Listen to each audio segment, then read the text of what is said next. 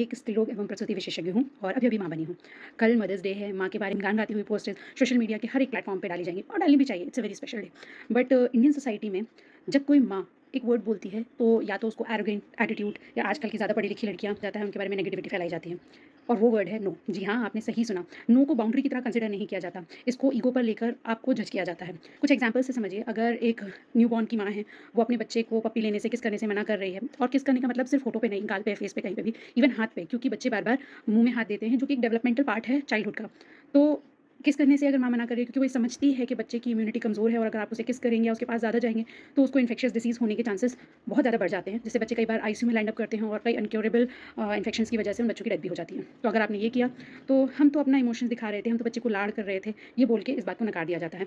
अगर किसी family function में कोई माँ ना बोलती है अपने बच्चे को पास ऑन द बॉल की तरह ट्रीट करने के लिए कि पहले एक जने ने लिया, फिर दूसरे, फिर तीसरे, चौथे।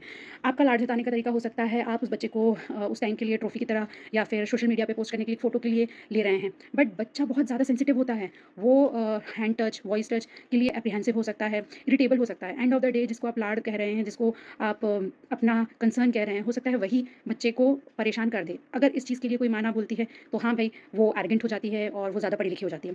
अगर कोई माँ किसी ऐसे पर्सन को बच्चे के पास नहीं आने दे रही है, जिसने काफ़ी ज़्यादा मेकअप पहन रखा है, लिपस्टिक लगा रखी है, बहुत हेवी परफ्यूम लगा रखा है, येस, वो आपकी पर्सनल चॉइस है। ड्यू रिस्पेक्ट ऑफ दैट, आपके लिए वो बहुत इंपॉर्टेंट हो सकता है, वो डिओ, वो परफ्यूम, वो मेकअप करना, बट वो बच्चे के लिए एलर्जेंट भी हो सकता है। अगर आपने ना बोला, तो आप गलत हो जाएँगे। बच्चा सो रहा है और आप बच्चे से मिलने आए हैं, तो थोड़ी देर के लिए उठा दो ना, तो और उसमें क्या ही हो जाएगा, वापस सुला देना। स्लीप एक बहुत इंपॉर्टेंट पार्ट होती है ह्यूमन डेवलपमेंट का। एक बड़े के लिए अगर आधी नींद में से उसे उठा दिया जाए, तो वो ही कितना इरिटेबल, सर दर्द वगैरह उसको होने लग जाता है। तो एक बच्चे के लिए वो कितना इंपॉर्टेंट है, आप क्यों नहीं समझते?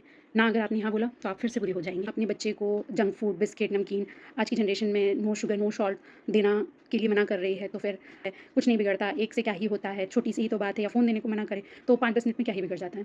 बिगड़ जाता है, इसलिए वो माँ ना बोल रही है। येस, ऑल ड्यू रिस्पेक्ट कि आपने भी बच्चे पैदा किए हैं, आपने भी बच्चे पाले हैं, बट वो वक़्त और था, ये वक़्त और है। तो हर माँ का अपना-अपना एक अलग तरीका होता है, उसकी रिस्पेक्ट पता नहीं करना कब सीखेंगे।